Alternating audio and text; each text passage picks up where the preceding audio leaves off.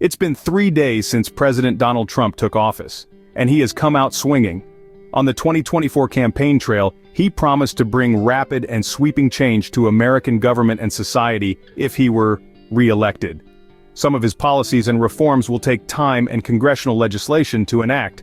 Other moves might be blocked by the courts.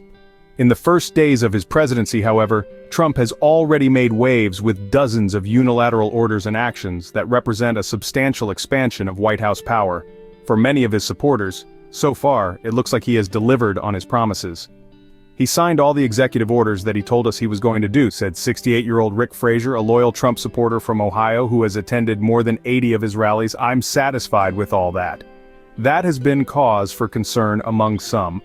Marianne Budd, the Episcopal Bishop of Washington, publicly asked Trump during a prayer service on Tuesday at the National Cathedral to have mercy upon people in our country who are scared now. Nowhere has this display of presidential authority been more prominent than on the topic of immigration, which polls suggest was a significant concern for many voters. Just hours after taking office, Trump declared an emergency at the U.S.-Mexico border, allowing him to deploy more U.S. military personnel to the area.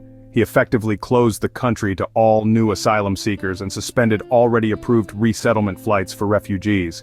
Mr. Frazier's daughter died of a heroin overdose last year. He told the BBC that the southern border was his top issue in the 2024 election. In my opinion, had the border been closed, my daughter would not have had access to the compound that killed her, he said.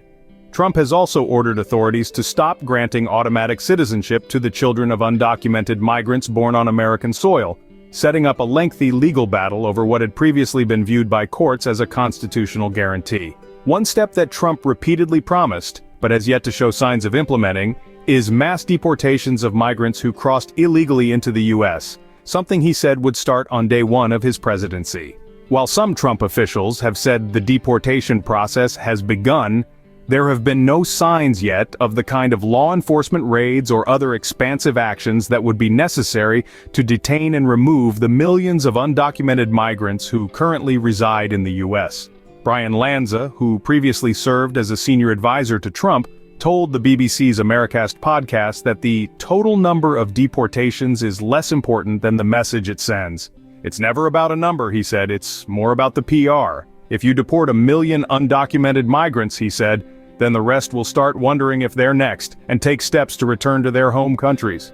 Illegals aren't welcomed here, he said. Every other country is allowed to say that. Why shouldn't we? Thank you for watching Topics on Trend. Go ahead and check out another trending video on our channel here.